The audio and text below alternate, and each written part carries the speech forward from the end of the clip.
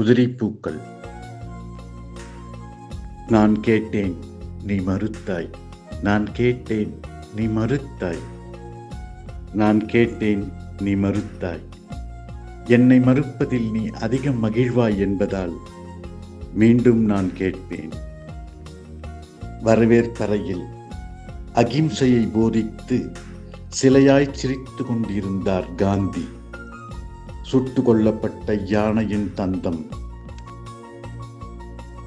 ஓடி விளையாடிய மேக இளைஞர்களின் வியர்வை துளிகள் மழைத்துளி. வாழ்ந்து முடிந்த வாழ்க்கை சரித புத்தகத்தை வாசித்து கொண்டிருந்தது பூமி. சருகுகள்.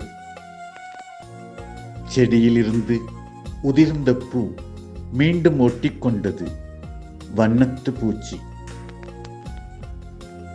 எரிந்த தீக்குச்சியின் மேல் விழுந்தது தீபத்தின் வெளிச்சம். காத்து கொண்டிருக்கின்றன தேர்தலுக்காய் நிர்வாண சுவர்களும் மாடுகளும். பழக்க தோஷம் மறக்கவில்லை. காற்றில் பறக்கும் ஒற்றை சிறகு. புதைக்கப்பட்ட பின் உயிர்த்தெழுந்தது விதை. தவத்தில் அமர்ந்திருக்கும் மலை. சேலை தலைப்பால் அதை கலைக்க முயலும் மேனகை மேகப்பெண்.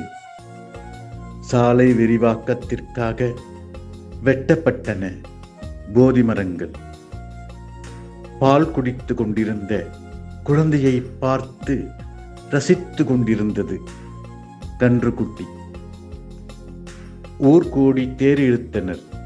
திருவிழா முடிந்ததும் கலைந்து சென்றனர் மக்கள்.